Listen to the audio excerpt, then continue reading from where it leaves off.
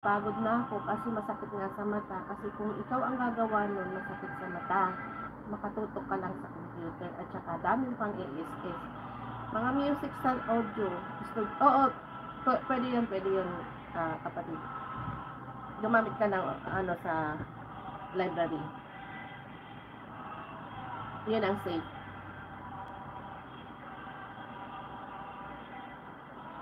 Ayun, yun nga. Tapos, after 1 month nakasahod ako, parang nag-isip ako na, parang nakaka-stress itong yung may task ka, tapos nakatutok ka lagi sa nag-stop ako. So, yung malaking sahod ko, nag-stop ako, bumagsak yung revenue ko. Bumagsak yung revenue ko ng sumunod na buwan. Tapos, nung naisipan ko, nakapagpahinga na rin yung mata ko, naisipan ko ulit mag-join. So, after nag-join ako, biglang angat yung revenue ko. After nung pag-angat niya, nakasahod pa naman ako ng isang, mula nung nag-stop ako, sumahod ulit ako. Then, nung sumunod na buwan, biglang nag-boom na naman yung revenue ko. From naglaylo tapos nag-boom agad.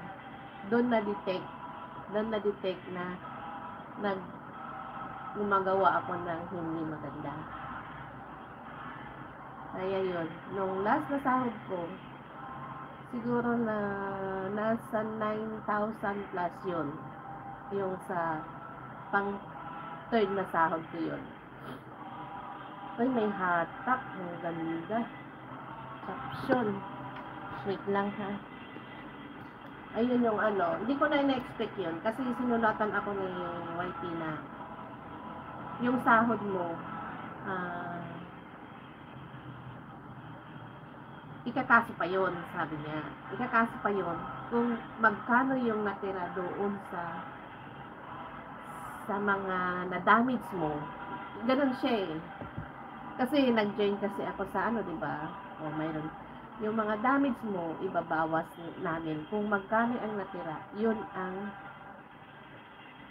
makukuha mo. Pero hindi mo pa siya makukuha this month. Sa susunod na buwan pa. Nagantay pa ako ng ilang buwan bago nakasahod. So, ang alam ko, hindi nibibigay. Kasi mga karamihan sa mga kasama ko na ganyan ng case, hindi na binigay yung sahod. So, nung time na yon mag 2 months, inabangan ko yung pasahod. Nagulat na lang ako, sabi nung anak ko, Mama, may pumasok sa bangko ko, 9,600. Talaga? Yun yung sahod ko na huli, sabi ko. So, natuwa ako. Akala ko, hindi na ibibigay. Binigay naman pala. So, kahit pa paano, nagkaroon ako ng parang reward pa rin. Pero yung iba talaga hindi na binigay. May mga kasama ako na yung siguro yung malalaking sahod noon, yung nauna, kasi hindi sila na-detect agad eh. Ako yung una kasi ang mali ko kasi yung nag-stop ako tapos nag-join ulit. Biglang nag-boom. Doon ako unang nahalata. Kaya yung huling sahod ko binigay.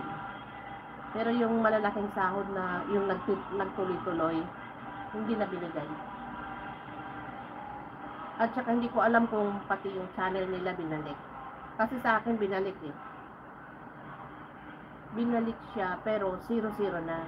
Ang hinahabol ko lang kasi dito, yung malaki na yung malaki na yung subscriber niya. Kaya sabi ko, hindi ko naman na minamadali kung kailan ko makuha yung 4,000 kasi nasa 1,000 na ako ngayon. Kung kailan niya ibigay, kung kailan ko makuha yung 4,000 na yun, okay lang, ganun lang, antayin ko na lang. Kasi kung maghahabol ako ng maghahabol ng 4K, ang hirap, ma-stress lang.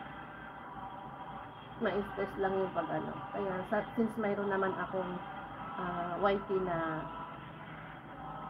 mayroong kita kahit papano, dito na lang muna ako mag-focus. Tsaka gawin mo GDM. GDM ba? GMD. Ang ganda ng truck. Ang gawin mo ano, kapatid.